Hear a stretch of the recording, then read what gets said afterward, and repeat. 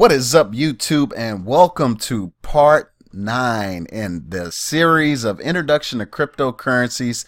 And if you're new here, hey man, go ahead and hit that subscribe button, the thumb up button, as well as the bell for notifications. With that being said, I want to go ahead and jump into this information, guys. I found another article that I think would make me explaining hard forks and soft forks, what a fork is, F-O-R-K that is, what that is, and some of the misconceptions that people have about forks in cryptocurrency. Now, I found this article and I won't share the link in the description, but what I will do is show you guys right here. Here's the link. You just type that into your browser, hit enter, and it will take you to this article, which I don't see the author's name, but it's off of Cryptocurrency Facts.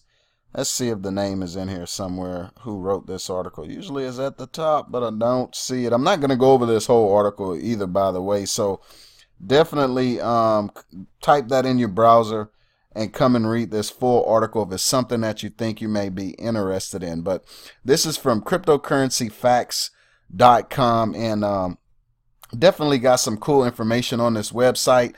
Is one of the reasons why I chose this article as well. So let me go ahead and jump into the information and basically explain to you guys to the best of my ability. And obviously, if you're someone who's very knowledgeable in this area, then definitely leave your comments down below and help the community out. I do appreciate it, as I'm sure everyone else would appreciate that information as well. So understanding hard forks in cryptocurrency. Hard forks and soft forks in Bitcoin, Ethereum, and other cryptocurrencies. In simple terms, a hard fork is when a single cryptocurrency splits into two. It occurs when a cryptocurrency's existing code is changed, resulting in both an old and new version. With a soft fork, the two versions of the software are meant to be compatible. With a hard fork, the two versions of the software are meant to be incompatible. So basically, guys, the biggest hard fork that I can think of is Bitcoin and Bitcoin Cash. Now, some of you I've heard ideas out there that all cryptocurrency is just like fiat. They can print as many as they want simply by doing a hard fork. Well, that is very untrue, because when a hard fork happens, you have now created a new coin, the original coin, and then this new thing, whatever you're going to call it. For instance, Bitcoin and Bitcoin Cash. When Bitcoin Cash hard forked from Bitcoin, it was no longer a Bitcoin. It was then a Bitcoin Cash coin.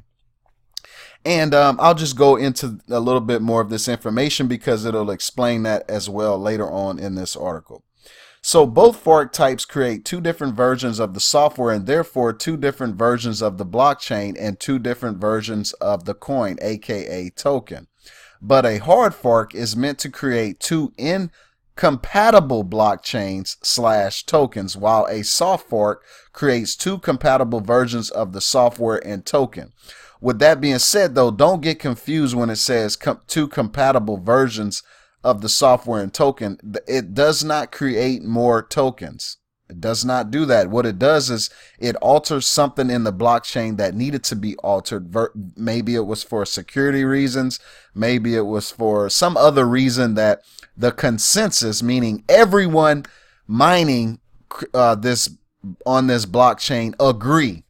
They all agree. There's no one person making changes on Bitcoin, which is a decentralized blockchain. But a hard fork, you definitely create two different coins and two different blockchains that are not compatible. And I'll get into that a little bit more in a little bit. SegWit is an example of a Bitcoin soft fork meant to create two compatible versions of the software that share a single asset. Both SegWit and non-SegWit software use the same exact Bitcoin, so there's no new Bitcoin created.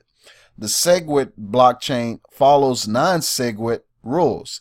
Thus, the non-SegWit software recognizes transactions done with SegWit activated software. SegWit is backwards compatible. So the new software, this SegWit added to the blockchain, was created so that it could stay on the Bitcoin blockchain, so it remained compatible with the blockchain.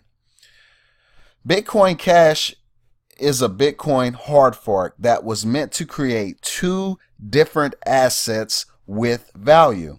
After the fork occurred, Bitcoin Cash and Bitcoin became two totally different cryptocurrencies from the activation block forward. So from when that was activated on forward until infinity, they are no longer compatible. Bitcoin has its own blockchain, and now Bitcoin Cash has its own blockchain, which originated from the Bitcoin blockchain. So now you have two different blockchains with two different coins or tokens.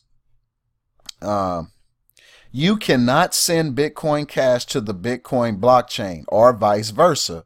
The chains are not compatible. Note the developers had to add code to ensure that two chains weren't compatible. So the information on replay attacks below. See information on replay attacks below. So that's some more information. I'm not sure I'm going to get into that. With that covered, it is important to note that not every hard fork is meant to create a new coin with value. All right. So basically, that's really all I wanted to cover on forks. Is really because of the misconception that some of my friends out there in the precious metals arena, they have a hard time of accepting blockchain and cryptocurrency because of the fear of more Bitcoins can be printed, or whatever cryptocurrency can be printed. But that is absolutely not true, in the sense that Bitcoin, I think it's only like 21 million Bitcoins can ever be created, ever. Now, there can be hard forks that come off of Bitcoin, but those are now new coins, new blockchains. They are not compatible with Bitcoin. So a Bitcoin will only be 20 million Bitcoins. I could be wrong on that number, but I believe that's the max that Bitcoin can create. And once that number's hit, that's the end.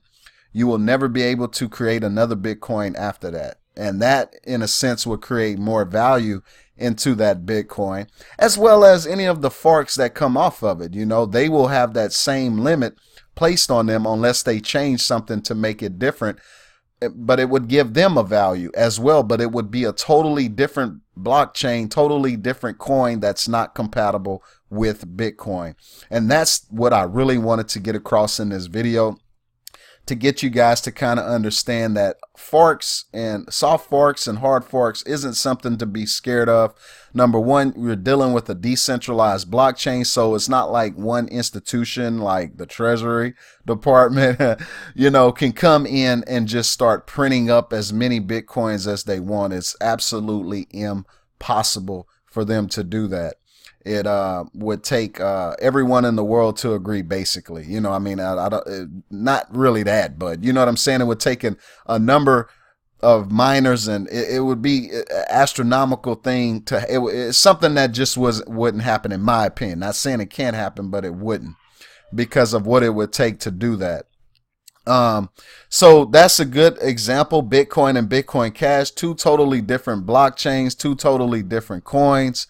And, that's what a hard fork is. It's nothing to be afraid of. These things happen in cryptocurrency because people have different ideas and they want to create a blockchain to do something different that Bitcoin doesn't do, but they like the security in the Bitcoin blockchain, so they want to fork from it. In other words, take the software from it and then create something new on it.